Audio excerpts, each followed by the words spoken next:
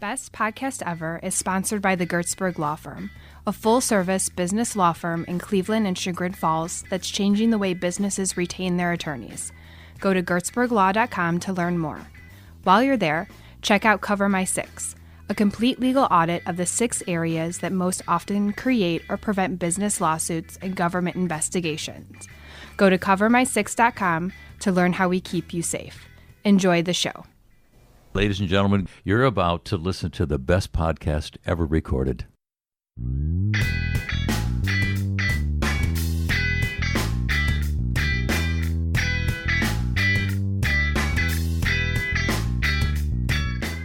So I said, if you don't own you, if you don't like you, you're not getting anywhere. So make sure you tell yourself you're great.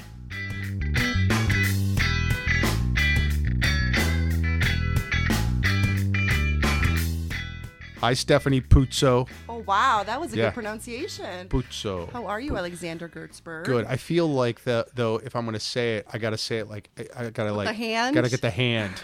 Is there a name? Like, how do we describe to our listeners at home what I'm doing right now? So that's a very good thing to try and describe over the microphone. So how you do it? You take your hand, like you bunch all your fingers together, and you flick the wrist. Right.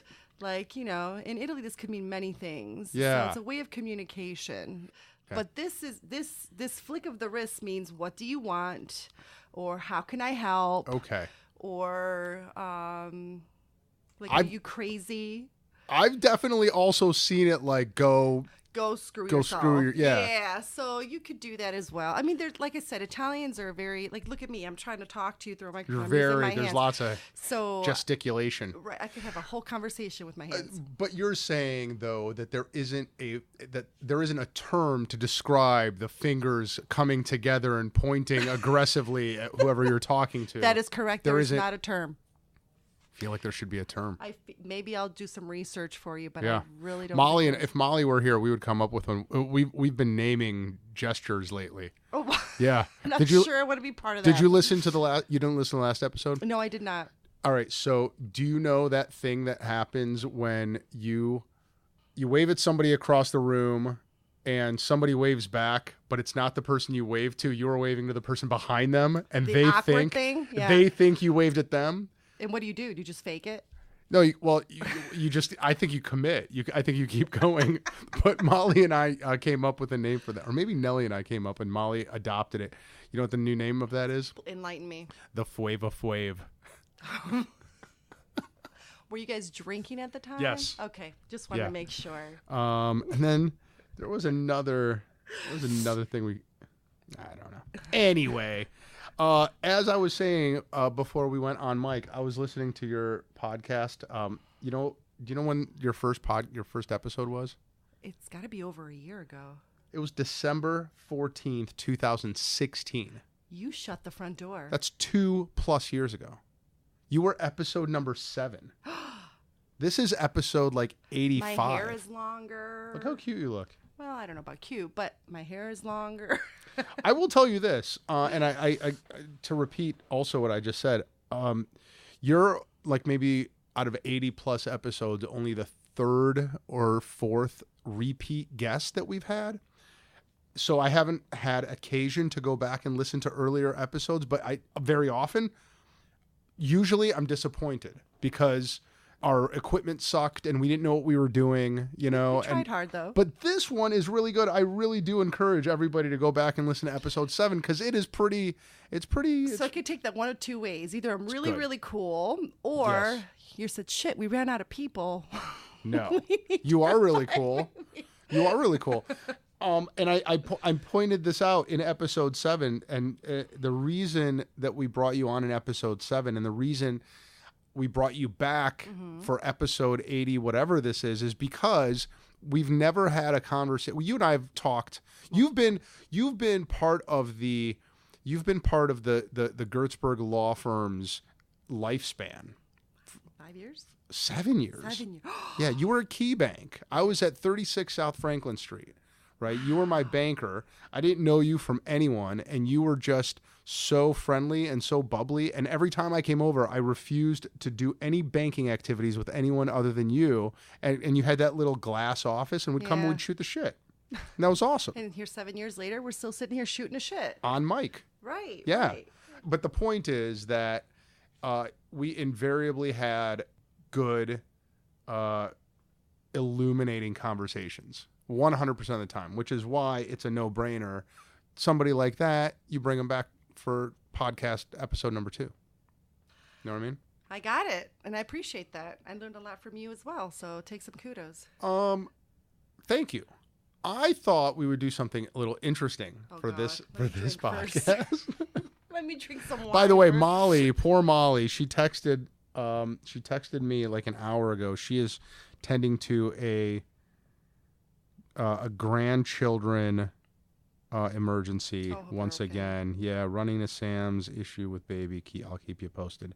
I'm sure it'll be fine. But Molly could not make it once again. So anyway, here's what I thought we would do. Okay. So I thought what we would do is we usually have this lightning round at the end. Yeah. This time we're going to do the lightning round at the beginning. Okay. Right? And the lightning round questions from episode 7 were abandoned long ago. They were like, what's your biggest success? Okay. What's your biggest failure? Okay. Things like that, right? And you had really good answers. And I'm not even going to I will not spoil them because, I mean, they're really good. You probably don't even remember what they are. I probably don't. Things have changed. I could have had more failures or more successes. Well, so let's find that out first. Let's start there. Let's see what's happening in Stephanie Puzzo's life. Episode 7, by the way, was where we confirmed that it is Puzzo. Unless you're in Chagrin Falls, and then it's Puzzo. Right. And then we're going to move into the lightning round right after we get the current lay of the land. So what's the current what's Stephanie Puzzo got going on these days? Okay, so I'm so exciting, right? But you are so excited. Just normal stuff, which I appreciate more than ever. We're remodeling the house. My daughter's in JO volleyball, which takes up most of my time. So we're traveling quite a bit. Made some great friends through that. Watching my kids grow. How old are they now? Oh my gosh! So my daughter's going to be a junior next year. So we're talking college, which is very scary. And my little one's going to be in middle school, so I have no babies anymore. So well, they'll always be babies. I know, but they're big, tall, pain in the butt babies, and and she's getting her license now, and trying to be self-sufficient, and struggling with decisions for college. She doesn't know what she wants to be when she grows up. It's too much pressure. And my little one is just my sunshine. She just keeps it real. She's easy. Life is no problem. It rolls off her shoulder. I learn a lot from her. How would you describe? I've been dying to ask you this because if I could be a fly on the wall as you parent, I would love that. How would you describe your parenting style?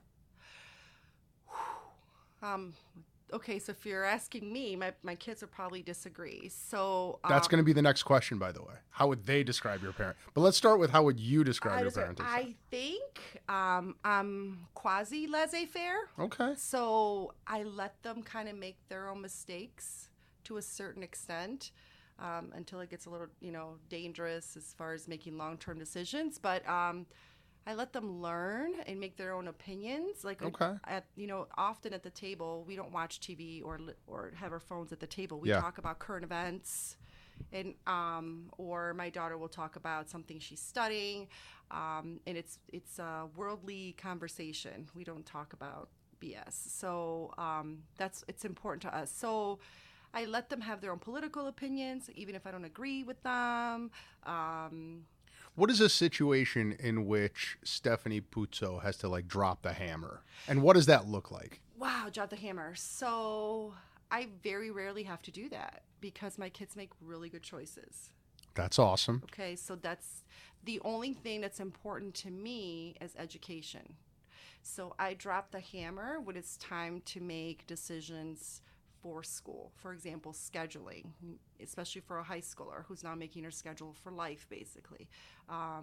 Why is this class more important than this one? What advantages will it give you in college? Those type of questions where my daughter says, I don't want to talk about it, but to me it's a now answer. We need to talk about it because it's important. But other than that, okay. Are there And I could say this because I have a 14-year-old and a 13-year-old, Right. so I don't mind throwing the H word around. But like, does it get hormonal? Like, is that what's that look? Is there like teenage hormones floating around over there? I can tell when her monthly visitor's coming about a week before. I was not talking about that. She But okay. is so angry. And my poor husband has 3 women at home. Oh, my goodness. It is very God bless hormonal him. at our house. I feel very bad for him. In fact, he would like to build a barn where he will spend a few weeks out of the month by himself doing woodwork. But Adriano, I've got room in my house, buddy. You come over anytime. I get it. I get it, man. So you'll see. But it is very emotional. I see a lot of emotion in what she does. Yeah. And so if I'm a fly on the wall at the Puzzo household, and you're dropping the hammer over whatever, right? Are voices raised? Are things thrown? What's that look like? So I probably hit a 5 octave at some point. I lose it. We call it batshit crazy in our house. And BSC. Right. So all right. yeah, and then everybody just kind of goes the wrong way and they start crying and I just move on with my life. Interesting. Yeah. I have a hard time so my kids are definitely hormonal at this stage. They're boys, right? They didn't, and the thing of it is we had a divorce this last year, so that kind of, I feel like that might have escalated it. Like they went right from being like these like innocent little babies to like I don't even know who you are anymore. Yeah. But I do think that the divorce probably instigated that in a lot of ways. But like it seemed like overnight their voices changed, right? And showers got longer. For sure. Right. For sure. Although still not enough. I mean, they need those boys. Jeez, oh man. I mean, like they come back from sports and they smell, oh, it's like corpses. Like just it's so awful sometimes. I agree. But what ticks me off is they don't smell it on themselves. You're used to it. Yeah. And I'm like I how do you not, it's like it punches you in the face. Well, they're in locker rooms with a whole bunch. They're like immune, so it doesn't matter to them. Anyway, you know what I did? Oh, tell me if you've ever done this. I got really personally emotional and sentimental this weekend with each of them, just because I don't know. I was like really reflecting on just good times we've had, bad times we've had. I have no idea. There's something actually I do know why. It was because I was really hungover from Derby Day. Oh, Jesus. Yeah, we had 2 Derby Day parties, and I didn't feel like doing anything at all except sitting at home and wallowing. Okay, that's fair. So I read old journals. Oh, no. Yeah. No, it was good. It was good because I'm writing a lot lately. So anyway, rather than like doing yard work and stuff, I went back and I read all these old journals that I kept, and I apologized to each of my sons separately for mistakes that I made. Wow. Yeah. I like generally, I just said, I've tried my best to be a good dad. But I know that I haven't been perfect. And I know I'm okay with that, but I want you guys I did this separately. I had separate car rides. I want you to know that I'm sorry. I'm sorry for the mistakes that I made as a dad. Wow, what was their rebuttal? They just said thanks. It really made me feel good, to get it out, because I don't think I've ever really apologized. Like I've definitely just made stupid calls on stuff or just like lost my temper, when I should have just walked away. I don't know. Have you, anyway, that was a setup for a question. Okay. Have you ever like, do you apologize to your kids for stuff? All the time. Yeah. So, they give you this kit when you leave the hospital and there's no manual, right? They said, here you go, good luck, and I tell my kids often that my job is to keep you alive until you're 18 and to make good choices, and everything else is fluff, right? So I've often made mistakes, and I see more of those now as I'm growing up too. And as my daughter's growing up, and she'll bring something to the forefront and say, you know, I really didn't like how you handled that, Mom. And which is very mature on her behalf. Yeah. And I will say, well, tell me, you know, what would you have liked to have seen different? Or I'll just say, I'm sorry. Tell me how I did it. Yeah. And so that opens a conversation. Or on a daily basis, I will get the parent portal from school. You get alerts on their grades or whatever, and sometimes a teacher puts in the grade wrong, and she's a fantastic student, you know, 4.0. I get, like today, I got a text from the school, you know, saying, oh, this wasn't turned in. I text her, I go, come on, really? She goes, Mom, I turned it in. The teacher messed up. Jacob says that same thing all the time. And I said, I'm sorry. She goes, you just jumped a gun too quick. Just give me a minute to get it together, you know. So I apologize a lot. Okay. But I'm okay with it. Yeah.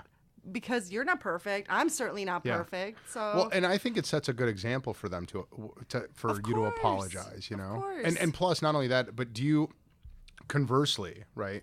Do you ever like catch yourself being like extra defensive, you know, and having to apologize for that even later? Again, we get emotional too, right? So it depends on the subject, or you know, I do. What is Adriano's parenting style?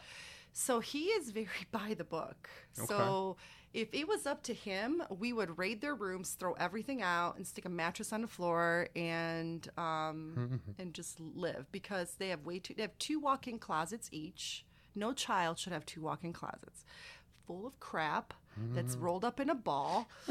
But they never have clothes to wear, right? Right. So you wait till your little baby grows up, your little girl. I don't have anything to wear. Wait a minute, you have two closets.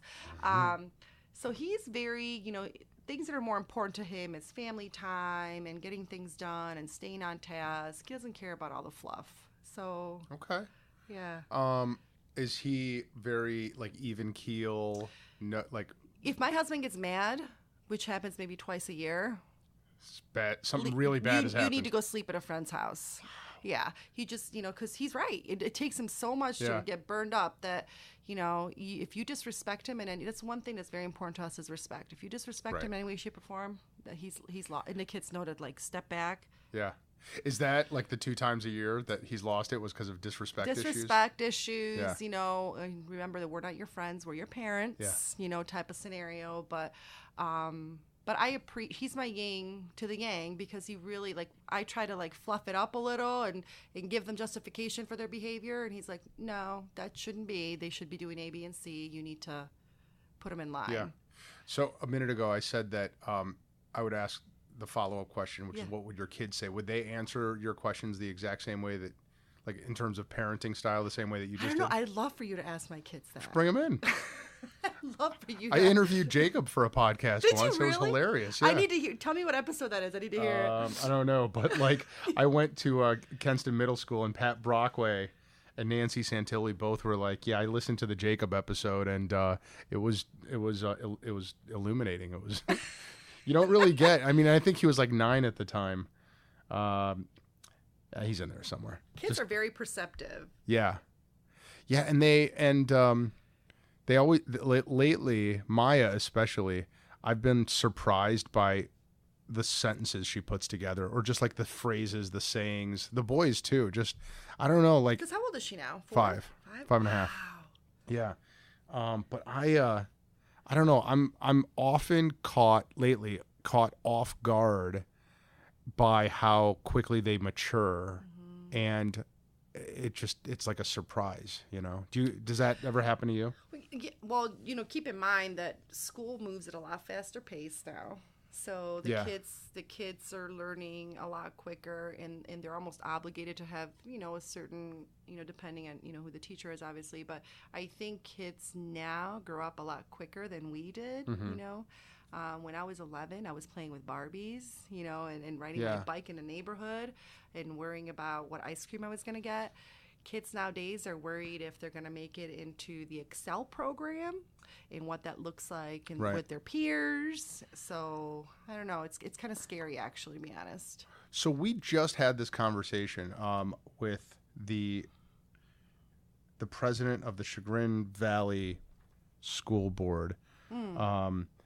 and we were debating it because the thing of it is, so I pushed back then, and I'm going to push back on you right now because it seems to me like it's all very relative. Like there's these two narratives. One is what you just said. The kids are growing up way faster now, right? And rightly, we can say and point to evidence of that, like, well, they didn't have the entire world of vices at their fingertips. They didn't have like the access to every conceivable piece of information about every kind of drug and every kind of porn and every kind of crime and every kind of deviance, right? Like now, without you and I ever finding out, they can get access to that stuff online, right? Correct.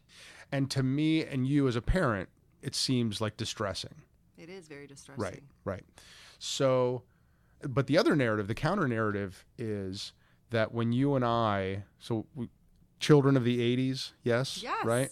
So I can distinctly remember my parents and their friends saying, television, MTV, it's going to be the death of us. The kids they're glued. They were like, remember when it was black and white and there was one channel? That's the best thing that could happen today. Yeah. Right. They were like, it was one channel and it was all news. Click. Yeah. And now it's MTV and cable and they can, and all this stuff. And they don't read books anymore. And there's stereo everywhere and everyone's walking around with boom boxes and there's skateboarders now. I remember. So I see what you're saying. Yeah. Like, and I bet you anything that in the 50s and 60s, rock and roll came out. And Elvis the Pelvis. Yeah. Like, so that, I don't know. It seems like there's evidence to support a reason to be distressed, but there's also evidence to suggest that parents are always just distressed. We are, and you're right. We are distressed because we worry about our little cubs. What I think is very different than back in the day is that now all these perverts and crazy people have access to our kids through this social media, and they have access to our kids. That's the scariest thing on earth. And between this TikTok that used to be Musical.ly, right? What is that? What are you talking about? Oh my gosh! So you're not in, right? I'm not cool enough to know about TikTok. Cool enough. So there was this app called Musical.ly where the kids could make up their own music videos and make silly, quick snap movies and things of that nature. So if you ever have the chance, you ever met Jesse Weisberg? Oh yeah, Weisberg. Yeah, I love her. Yeah, she's fantastic. We have to get her on here. Yeah, you have to. I know, she's amazing. She's amazing and brilliant and funny. Yeah, she could have her own show. So I learned a lot through her, but these pedophiles can get through them in these. Yeah. So now it's called TikTok and also YouTube for kids. They stick little mini porn videos in there. I mean, it's just scary. You think your kid is safe. I think no kid under 10 should be on social media, period. That's just my opinion, but I don't make the rules in America. But that's what's different, I think. I read a summary of a book, not the actual book, but it was now I can't remember it, but the author, who's a very well-respected sort of technologist and is able to really spot social trends really well, predicts that 10 to 20 years from now, we're going to be looking at smartphones and thinking about smartphones and children's access to them in the same way that we think about cigarettes now, right? Because kids just don't know what to do with it. Correct. And they think it's the cool thing, and they see that everyone else is doing it, so they've got smartphones. But we need what he predicts is we're going to elevate the age level at maybe they'll just have like a phone but no internet access or something like that until they're like 14 or something like that. You know what I mean? Yeah. It distresses me too. Yeah. And yeah, there are definitely there's a lot more bad actors out there that have the ability to get to the kids in ways that you and I haven't. I mean, we've got jobs. We do our best with every other parenting thing. Those dudes, that's their job. That's their addiction, and it's scary. I'm telling you. Yeah. You'd be surprised. Let's bring this podcast back to positive mode, okay, shall we? I love positive. Let's bring it back to fun and sunshine. Okay. Last kid question. Yes. Okay, so forget that you've got kids for a second. I'll drink to that. But you have Stephanie Puzzo, and I will always call you Puzzo. I love it. Forever, because I want to be Italian secretly. Okay. You are talking to 21-year-old Stephanie Puzzo, and she is sitting right here, and she's getting out of college, right? She's going into the workforce. What do you tell her? What's the advice? Because you have the benefit now of the last, you're only 31, so 10 years. Right. I love it. Yes. We'll just leave the other. Right. Yeah. Okay, great. So knowing what you know about the rest of your life and how it's going to go, what do you tell your younger self? Wow. Sound like my therapist. So what do I tell 21? I'm trying to think. What was I doing at 21? Well, I was having fun. I would say to myself to have spent more time with my mom and learned more from her and the reasons why she made the choices that she made. And really everything else has been, the good and the bad has been such a great lesson for me that I think if I wouldn't have done the things I did, I wouldn't be who I am today. Mm-hmm. So I'm going to leave all those mistakes and those successes the way they are. But the one thing I do regret is not have spent more time with my mom and getting to know my mom, because she died when I was only 26. So I only knew her as a kid. I didn't get to know her as an adult. So that's my biggest miss. Do you see that thing that I posted about not caring what other people think about you? Amen. So that same blog, it's called Wait But Why. Mm-hmm. The author is a guy named Tim Urban, and he, in that same blog, posted what the average person's life is in first it's a grid in weeks, and it's just tons and tons of squares, but then he flips the view, and it says, instead of looking at your life in time, look at it in opportunities. And one of the opportunities is Sunday dinners with your parents, ball games you'll go to with your dad, right? And you should be able to predict, just using life expectancy charts, which I think in your case was probably off because she was obviously young when she died. But if you start looking at your life in terms of opportunities to have connections with people, you start savoring those connections a lot more. I couldn't agree with you more. Yeah. And I've learned, in my later age, I've learned to let the people in my circle, as I say to my kids, always hang around people that raise you up and you can learn from. Yeah. If they bring no value to you, then you should not be in your circle. So I'm very selective on who I let, because I don't have time to waste. Time's a ticking. I got things to do, but when I'm your friend or we're in any type of relationship, you have my 150% commitment. So it takes a lot. I'm very empathic. So it takes a lot out of me. So yes, I tend to try to spend more quality time with the people that matter to me than the fluff. You know, you get invited to stuff all the time, and it's great. And you can call them friends or acquaintances, whatever you want. But where is that time going to be well spent? So I learned that. Yeah. Okay, so now fast forward to the end of your life. Okay. What would you want written on your tombstone other than she was a great mom or whatever people write on their tombstones? You know that I think about that all the time. Really? Let's talk about it. So we make fun of each other at our house because I'm going to talk about my mother-in-law for a second. So she's very big on making sure the house is spit spot clean all the time. So we always say to her, it's not going to be on your tombstone. You had the cleanest house in Italy, right? What do you want on your tombstone? So we talk about it at the house sometimes, and that's funny. So I would have like a dissertation probably, but I don't know what it would say, but something about being a cherished member of the community, something to that. If I love people, I love connecting people, something that, my mom used to say, you've made an impact in the world when people show up at your funeral. So if you have 3 people at your funeral, you're basically an asshole. Can I say a bad word? Yeah. But when my mom passed away, the church was packed. We had to have a 3-day viewing because people just kept coming, and you don't know the impact you make. I'm like, really, my mom? You know what I mean? Mm-hmm. So I think that you measure, sounds crazy, you measure your character by who shows up at your funeral. All right. I like it. Does that make sense? We will accept that. Okay. Judges, yeah, we find that agree. acceptable. Got it. Okay. Yeah. Okay. Now we go to the lightning round. Go. Yeah. Ready? Go. Better be good ones.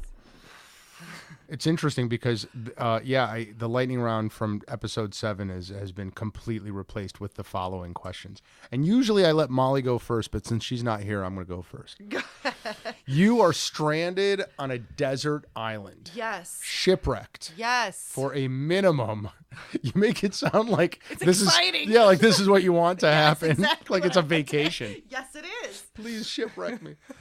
You will be shipwrecked, Stephanie Puzzo, for a minimum of 3 months, possibly for the rest of your life. You have no idea. Okay.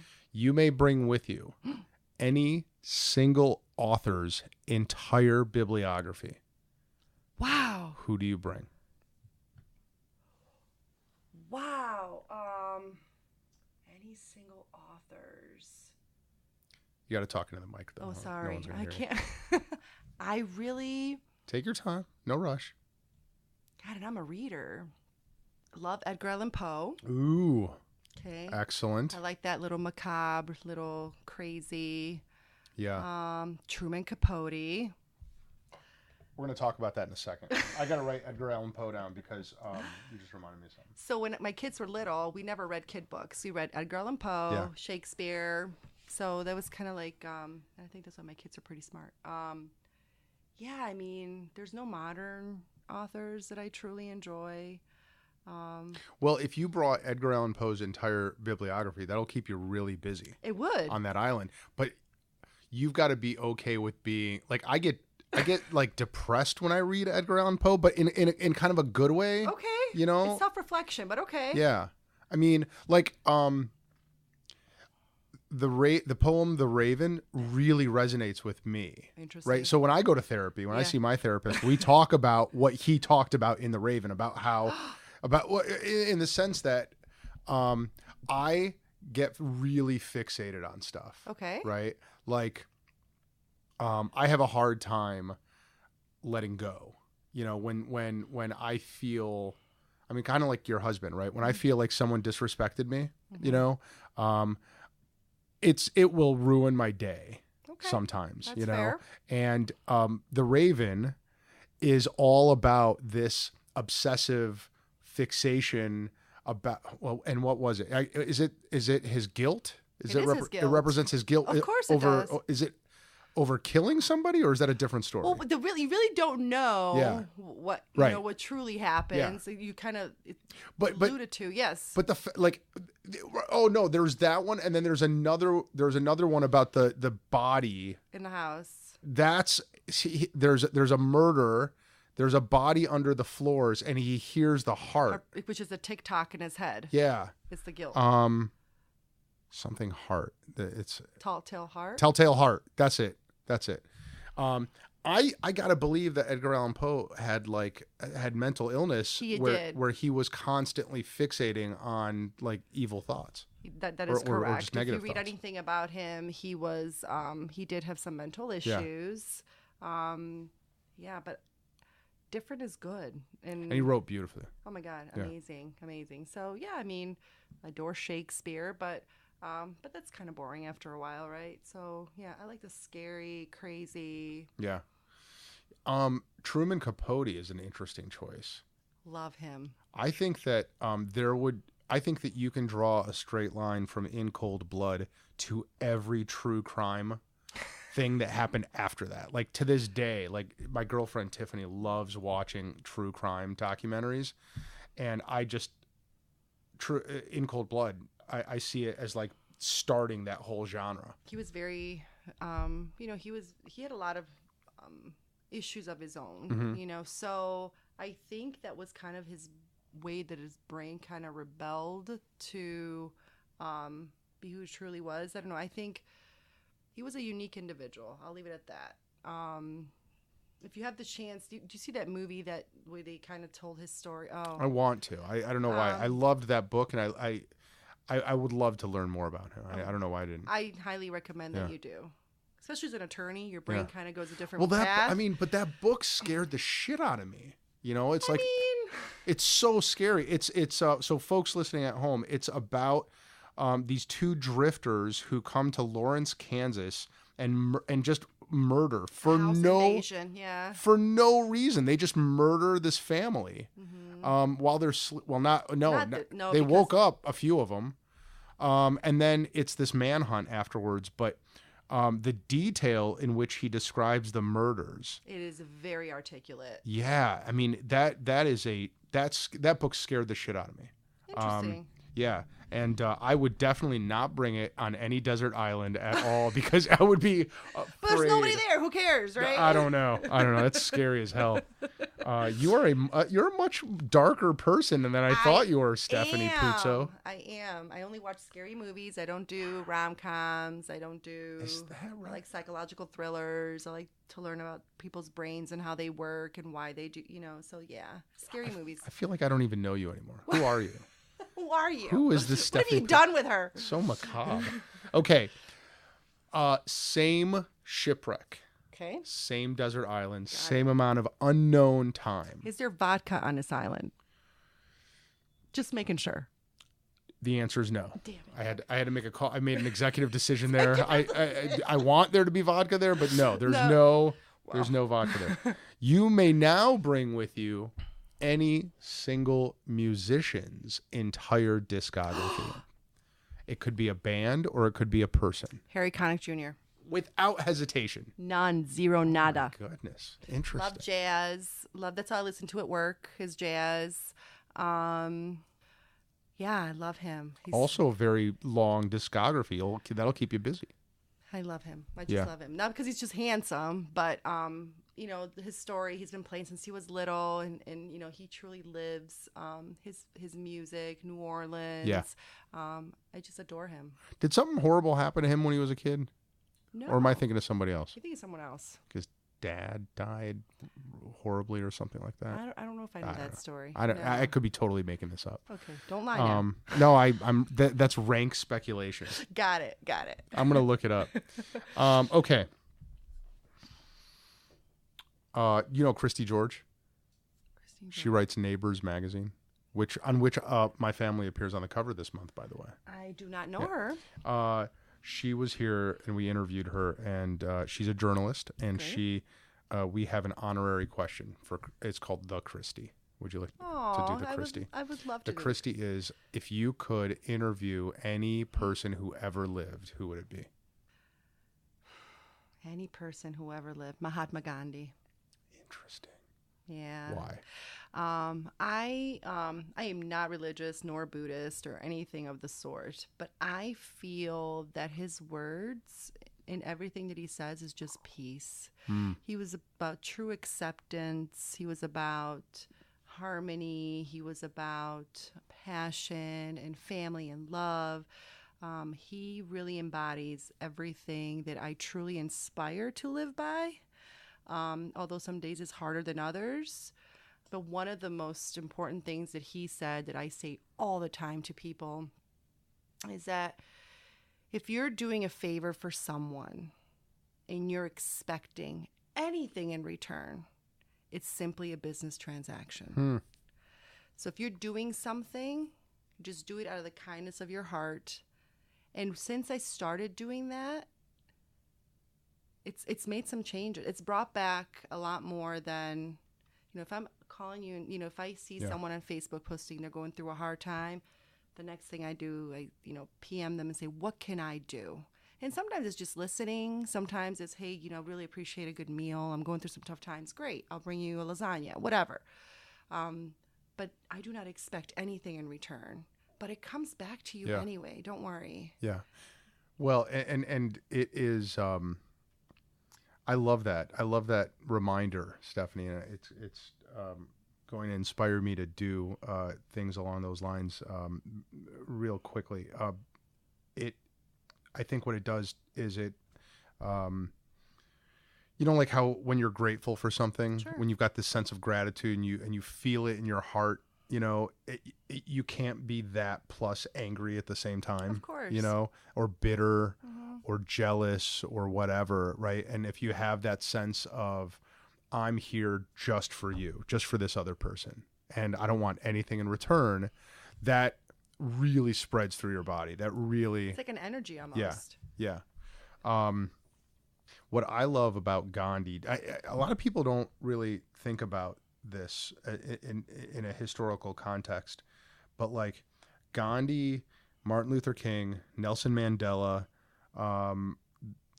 they were like these figureheads, these leaders, but behind them was this whole giant movement of nonviolence that they started, and it was all about this idea that no matter how much they beat the shit out of you, you will never strike them back. You will lay there and you will take it and let them see what they're doing, even if it kills you. It's a reflection on them. Yeah, because that nonviolence will bring about change way faster than fighting back. And it is such a revolutionary concept, right? I wish you could take that more into our... Yeah. I agree. Yeah. I mean, And it worked. It worked You know? in a lot of ways. And look at the legacy he left behind. Yeah.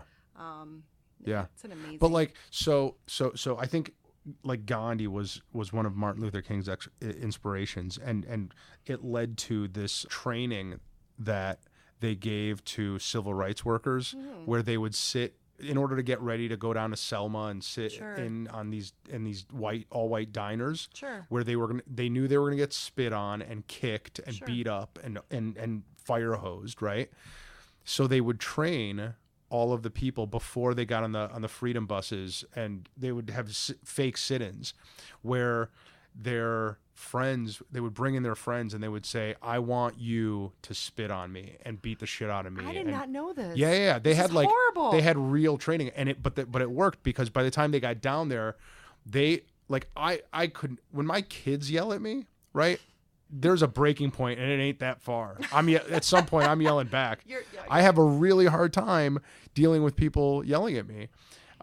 Those people trained to such a monk-like level where they were able to go to this happy place and just take whatever anyone gave them. And that also, I don't know if it started with Gandhi, but he was a major stimulus for that. Yeah. Good choice, Stephanie Puzzo. Well, thanks. Yeah. Can I ask what you picked, just out of curiosity? Ben Franklin. Interesting. Yeah. May I ask why? Yeah, I have always kind of wanted to be like Ben. I've always felt that he had this Renaissance man like spirit, and he was able to always enjoy life while at the same time being steady and true to his virtues and to his word at a time. I mean, in the Revolutionary War, every one of the founding fathers was risking getting hanged. Right? They were marked men. They were dead in the water if this thing didn't succeed. And while he's putting his life on the line for what he believed in, he's also really enjoying life. You know, he's really, and he's a scientist, and he's an inventor, and loved art and poetry and music. So I thought you would have said like Plato or something. I wish there could be more than one. Okay. Because it would be one of those guys too. Okay. Yeah. Okay. What is the regular routine or habit that you practice on a regular basis that's giving you the most mileage? Oh, you don't want to... No, I don't know if I want to share that. Well, now you have to, because now it sounds really interesting. It is nothing that's going to change your life. Trust me. I'll be the judge of that. But I have a conversation with myself in the mirror almost every morning. And it's creepy. Keep going. How does it go? Wait, is it out loud? Yes. Keep going. So I'm in my bathroom, I'm either putting my makeup on or doing my hair, whatever, because, you get limited time and you're rushing around with kids, blah, blah, blah. So I have that 15-minute window to myself to do whatever I need to do while the kids pack lunches and all that. I talk to myself, whether it's really funny, but don't laugh. Maybe something happened the day prior that I could have handled differently, or maybe it's, hey, I'm looking good today. I'm going to own this day. And then, and one thing that I do every single day of my life, and I've been doing it for years now, is I send random inspirational messages to friends every morning. So I think I've gotten some. You have. Yeah. So it's been a while. I mean, not for nothing. I It's have been a large group of friends. I get it. I try, but I you know, I love you. You know that. I know. And sometimes I get a call back saying, you don't know how much that meant to me today. And, it's crazy. So those are the two things I would say I do every single day is talk to myself and send out messages. So when you're talking to yourself, it's not like an affirmation, like you've got this, you're awesome. No, it could be like, okay, what am I doing today? I have to do this, and this. How am I going to accomplish it? Okay, I got to call this person. Trying to rationalize how my day is going to go. And sometimes I do need affirmation. Sometimes I say to myself, you're looking good today. I love that dress on you. I know it's funny, but I have 2 girls. So obviously positive image is super important because the world around you is already so hard, right? Yeah.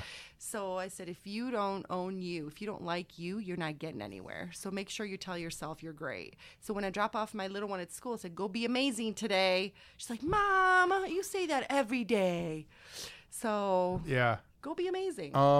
That's what Molly tells her kids, or used to when they left the house every Isn't day. that awesome? Yeah. Go be amazing. That's why I love Molly, though. So you guys are like simpatico. I didn't know that you guys have the same mantra that you give to your kids. She yells at me every day. You say that every day, but you know what? You never know. Today might be your amazing day. Yeah, that's awesome. Okay, we are going to take a short break, kids, and we're going to come back and we're going to do Molly's lightning round questions, and then we're going to get you out of here by 6:30. So hang on, folks.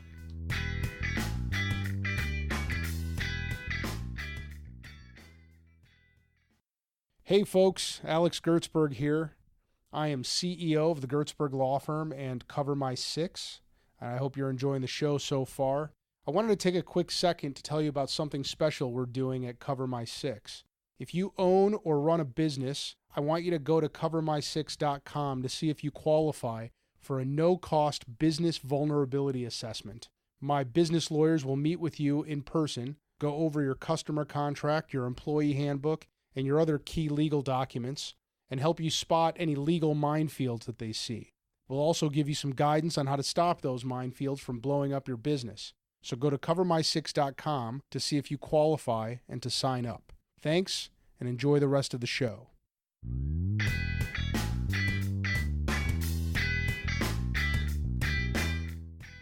So, Stephanie and I just had a whole conversation about what Stephanie's binging, and it didn't record because I'm not that smart.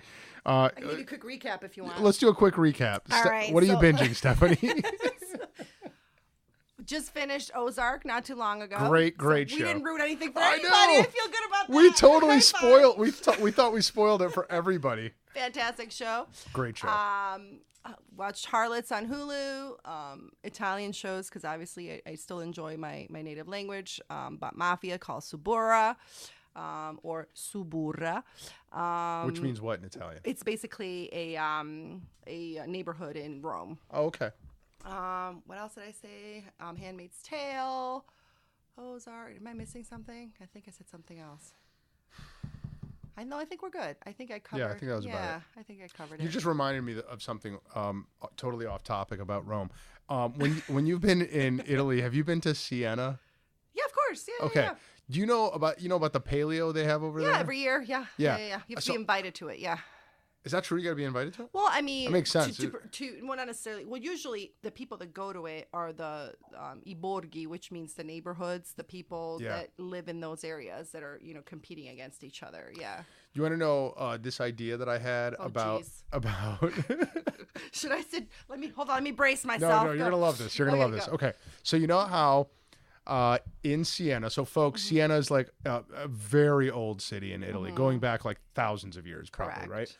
And there's 17 neighborhoods there, and every year they run a horse race. Not like the Kentucky Derby. Right. It's very dirty. Barebacked. Yep. No saddles. Yep. The horses, so each neighborhood fields one horse, and each neighborhood has their own colors, their Right. own flag, their own banner, their own songs, their own prayers for their horse, right? course. Everything is so unique about each neighborhood. And I know this from the tour that I took in Siena. And each horse, they choose they go on this search for their horse right when the prior year's race ends. They find their horse, they keep their horse in the neighborhood church, right? I think so, yeah. Each horse lives in the church, in stables inside the church. Makes sense. In each neighborhood. They find jockeys from outside of Siena because supposedly, this was weird, the tour guide said the jockeys are actually not very well respected. They're considered outsiders. Like mercenaries, Yeah, right? So they run this race, and the prize is bragging rights. That's it. That's it. So that you're the paleo winner until the next year. This race has been going on for like 2,000 years, right? Maybe not 2,000, but close. Like super old. So I had this idea, Stephanie Puzzo, Oh, God. about having a paleo style competition in the Chagrin Valley among different neighborhoods here. Okay. Except instead of horse races, it would be backyard barbecue games. Right, like wiffle ball and kickball and Sounds like amazing. egg toss and stuff like that. So you like Lake Lucerne against Yes. Pilgrim Village, Yes. against oh my God. Would that be amazing? I'm in. Right? So I actually, believe it or not, we had a little exploratory committee meeting about you this. did not. Yeah, but we didn't. But for now, so where we're at right now is we're gonna go slow because I would totally screw this up if we just launched something like that Yeah, this you summer. would. Yeah. This is like a year and a half away, and what we were thinking instead of doing like Lake Lucerne versus Tanglewood versus whatever at first is do Bainbridge versus Chagrin Falls versus Auburn versus like Aurora, like that, like towns, and each town fields one team of like middle-aged or overaged men Beer and women. drinkers. Yeah.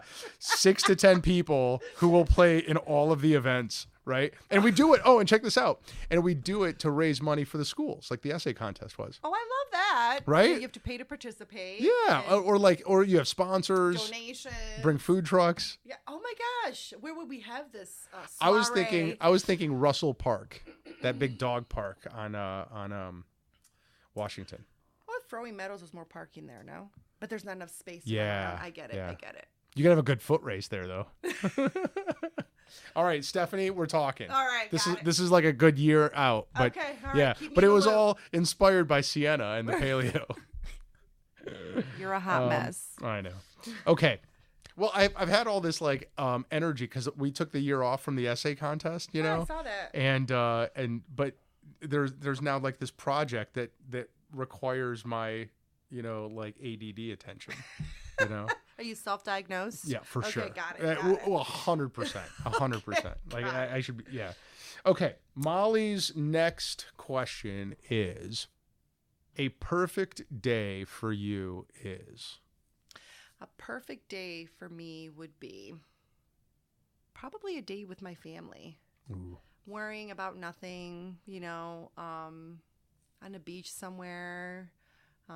That's where I'm happiest. When we do this year we didn't go on spring break because of budget constraints, but we normally go to Florida, and they always ask if they can bring a friend, and I say absolutely not. It is family time, and even if we just sit on the beach and read books, but we're all there at the same time and everyone's safe, and you have this beautiful view, and there's a Mai Tai sitting on my little table, that's a perfect day. What do you think? I love it. Okay. I think you just described my perfect day. Okay, good. A song I never want to hear again is. A song. Oh, I don't think I have songs that I don't enjoy. Like, I don't know. A lot of these rap songs nowadays, I could check mark probably a whole bunch of those. Like every rap song. Like that's out there. 98% of them. Again, my daughter loves it, and I respect that. But and I'm sure my parents said the same thing about Duran Duran. I get it, but Yeah, no, I mean, I appreciate the only kind of music I don't listen to, and I'm sure a lot of people's feelings are going to be hurt, so I apologize ahead of time, is I despise and loathe country music. Interesting. I literally get hives. Wow. I just don't enjoy it. Let's do a quick recap. You just used the words despise, loathe, and hives to describe country music. That's a lot of. I don't. It's a lot of negativity there. Yeah, I just don't enjoy it. I don't see it. So I'm with you. Okay. I see some storytelling value there. I get it. And I just kind of wish that you know what would be cool is if like you mixed like country and like reggae. Right? Like that'd be a hot mess. Like if somebody came into like I don't know, what's a country music guy, like Travis Tritt or something. Whatever, with like bongos. You know? Like that would be cool. It cool. had a little different beat to it. Yeah. I don't get it. I just don't. I apologize if I offend anyone. I mean it with the utmost respect. I hate country music. Well, what's your role? What's your title at First National Bank these days? I'm just I shouldn't say just. I'm the branch manager. Extraordinaire. Sure. You got to get closer to the mic, by the way. Sure. Extraordinaire. Yeah. Okay. Sure. If I wasn't a branch manager extraordinaire at First National Bank, I would be a sex therapist. Interesting. Talk about it. What do I really need to? Yeah, not really, but I want to hear about it. Interesting. Have you provided sex therapy to other? I am in no capacity to provide any type of. I would like to put that. You're a lawyer. Can I get that in writing? I do not provide any therapy of any sorts, but I do believe that it is one of the most important pieces in a relationship. And if you are not compatible there, it tends to trickle into your everyday life, and it causes friction and anger and repression, kind of Freudian type of thing, you know. Yeah. So it's but is it the cause or the symptom of a bad relationship? Could be both. Yeah. Could be both. So so I also tend to think that people are very judgmental about sex and the acts and things of that nature. I think everybody, unless they're hurting someone, of course, I like to premise, or any child, I think that people should be free to do what they want and not be judged. I'm a huge LGBTQ, supporter. I also believe that if you want to do something crazy and it's within your own bedroom and you're happy about it, great.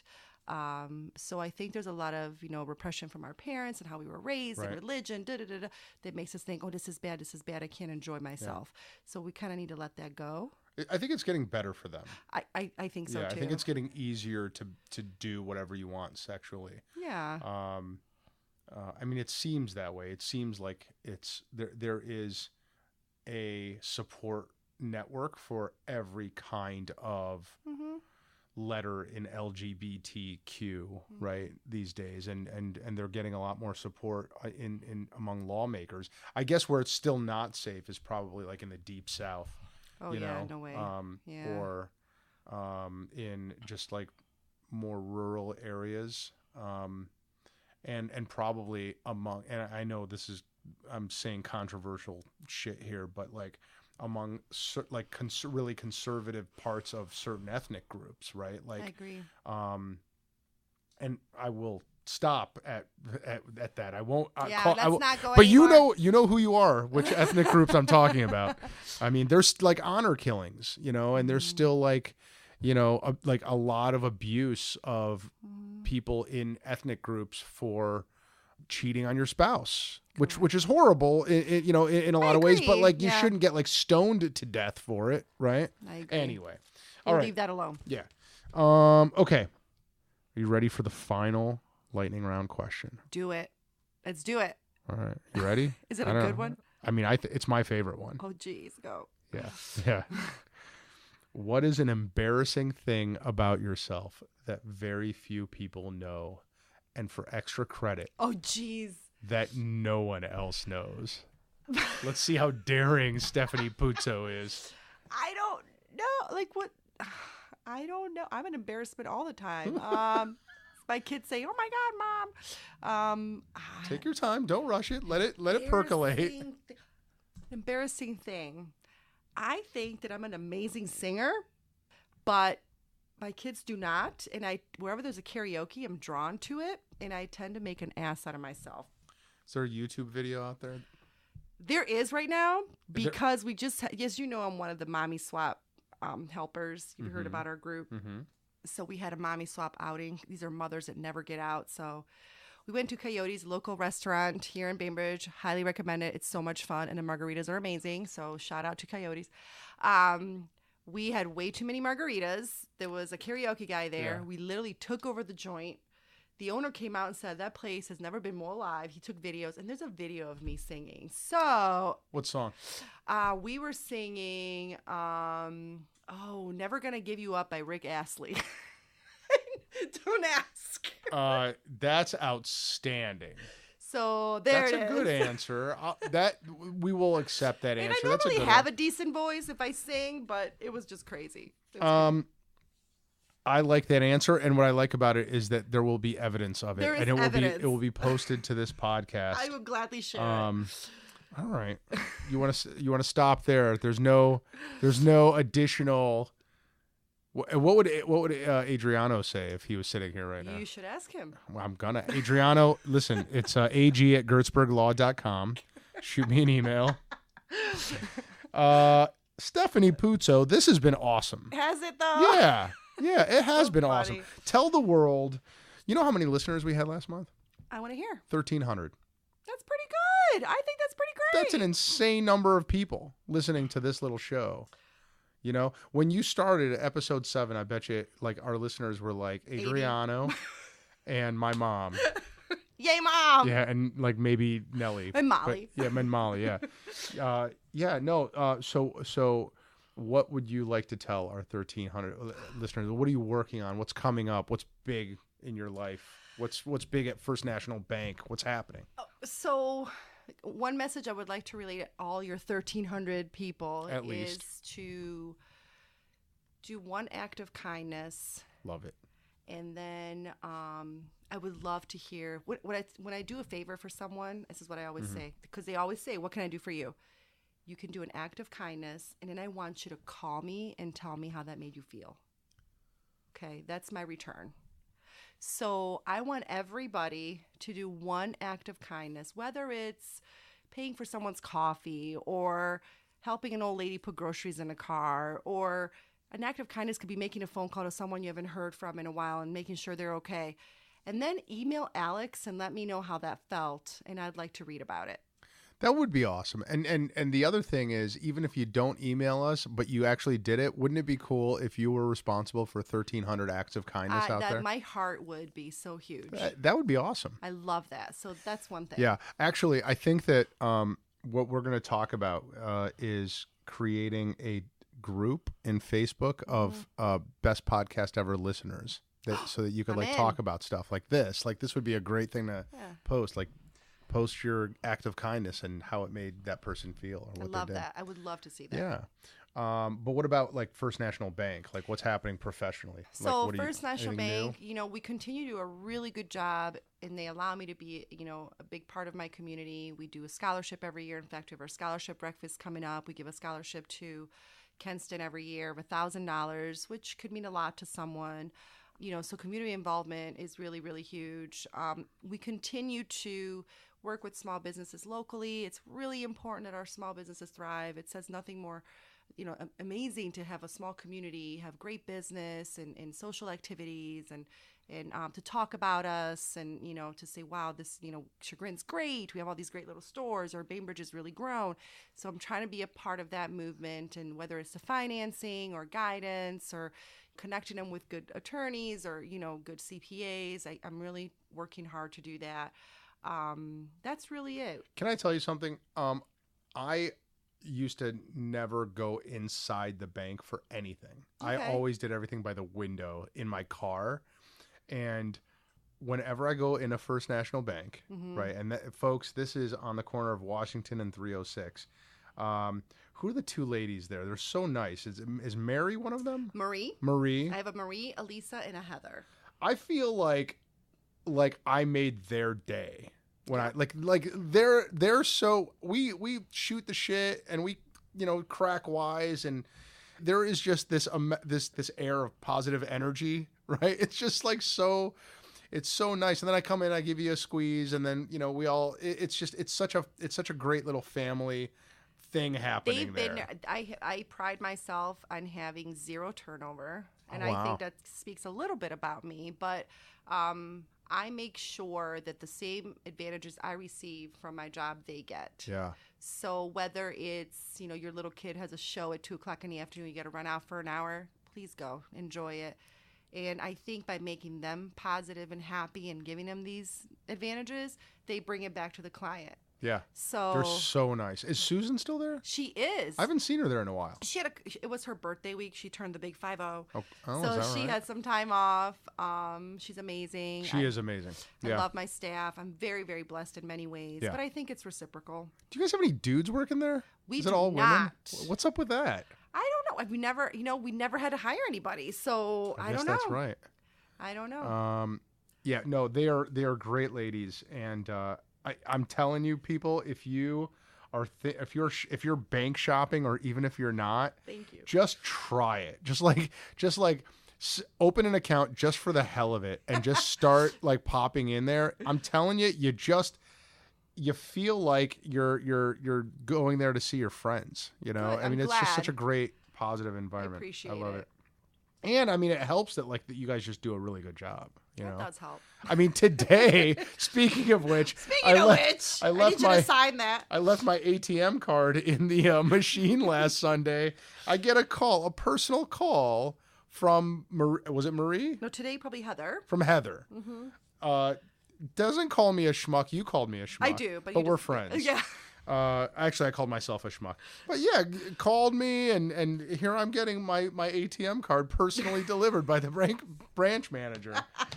No, it's a great place, and you do a really good job there. Thank you. I appreciate Yeah, that. for sure. Thank you. Folks, here you are listening to Best Podcast Ever all the way till the end. You could have stopped at any point, but you didn't, which means really one of like maybe two things. Okay. One thing is that you are a member of our immediate family, right? Right. But more likely, because there's 1,300 of you. Probably still my family. I'm just kidding. Yeah, right. Your family. I'm Italian. So I mean, wouldn't it be funny? We have listeners in like Albania, interesting. Yeah. More likely you're listening because you dig us and you dig this show, and we appreciate you very much. And what I would ask you to do is like us on Facebook so that you're staying informed, or you can go to Best.Podcast.Ever.com.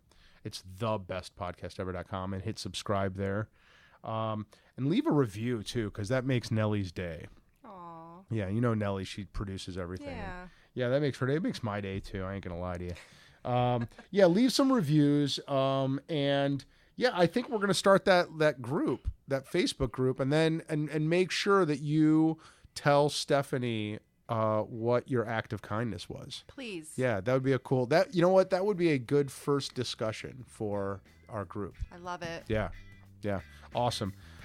Thanks, Stephanie, for being on our show. Thank you for inviting me again. Yes, and thank you all for listening. Have an awesome rest of your day.